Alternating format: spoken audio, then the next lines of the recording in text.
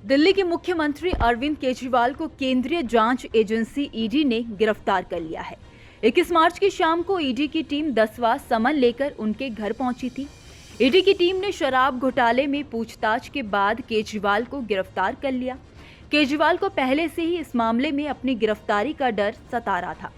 गिरफ्तारी से बचने के लिए केजरीवाल दिल्ली हाई कोर्ट पहुंचे थे, लेकिन कोर्ट ने केजरीवाल को गिरफ्तारी पर राहत देने से इनकार कर दिया था, जिसके बाद 21 मार्च को ईडी की टीम केजरीवाल के घर पहुंची। पूछताछ के बाद उन्हें गिरफ्तार किया गया।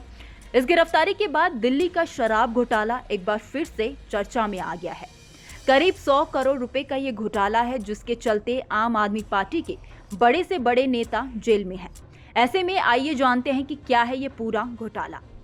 दरअसल दिल्ली के उप मुख्यमंत्री रह चुके मनीष सिसोदिया के पास आबकारी विभाग की भी कमान थी। इस विभाग के मुखिया होने के नाते उन्होंने मार्च 2021 में नई एक्साइज पॉलिसी का ऐलान किया था। इस पॉलिसी के जरिए सरकार की तरफ से कुछ छूट दी गई थी, जिसके अनुसार नई नीति के तहत शराब की बिक्री में सरकार का कोई रोल नहीं था। शराब को सिर्फ प्राइवेट वेंडर्स को ही बेचने की अनुमति थी। नीति में प्रावधान किया गया कि इसके लिए न्यूनतम 500 वर्ग फुट क्षेत्र में दुकानें खोली जाएंगी। पॉलिसी के तहत दुकान का कोई भी काउंटर सड़क पर नहीं होना चाहिए। नई नीति लागू होने के बाद लगभग 600 शराब की दुकानों को बंद कर दिया गया। केजरीवाल सरकार ने करीब 850 शराब की दुकानों को रिटेल लाइसेंस दिए। इसमें 266 शराब के ठेके प्राइवेट कर दिए गए। नई नीति में इन शराब की दुकानों को 32 जोन में बांटा गया। इन दुकानों में 5 सुपर प्रीमियम शॉप थी, जिन्हें मॉडल शॉप भी कहा गया। शराब का लाइसेंस पाने वाले कुछ लोगों को 24 घंटे दुकान खोलने की भी अनुमति दी गई। दिल्ली की नई शराब बिक्री नीति के तहत शराब की होम डिलीवरी और दुकानों को सुबह 3 बजे तक खुले रहने की भी परमिशन दी गई थी।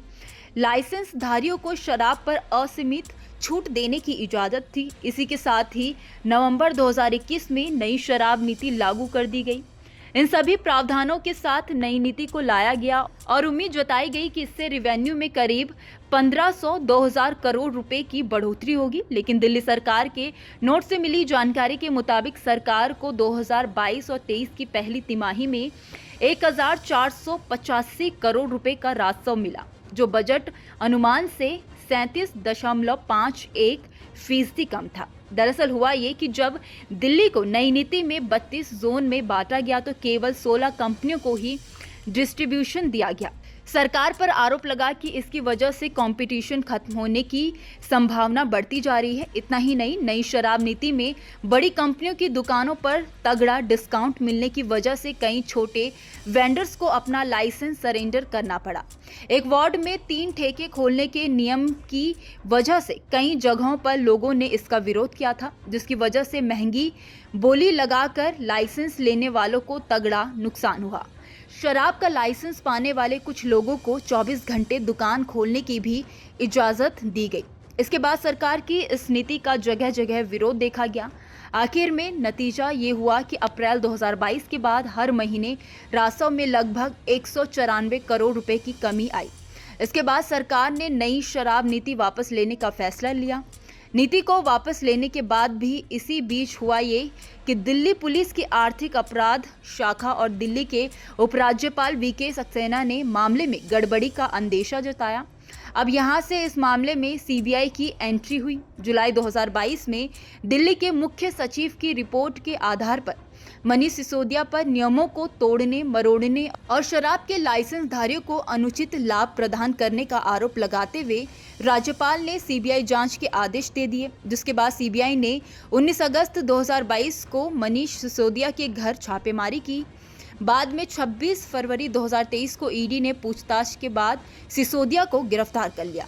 फिर अक्टूबर 2023 में आपके राज्यसभा सांसद संजय सिंह गिरफ्तार हो गए, क्योंकि आरोपी दिनेश अरोड़ा ने संजय सिंह से मुलाकात की। संजय सिंह के कहने पर अरोड़ा ने दिल्ली चुनाव के लिए फंड जुटाया और 32 करोड़ का चेक सिसोदिया को सौंपा। इसके बदले संजय सिंह ने अरोड़ा का एक मामला सुलझाया जो एक्साइज डिपार्टमेंट के पास पेंडिंग था। इस मामले को लेकर संजय सिंह पिछले साल 4 अक्टूबर से जेल में बंद है। खैर, इस खबर में इतना। इस खबर को लेकर आपकी क्या राय है, आप हमें कमेंट सेक्शन में जरूर बताइए।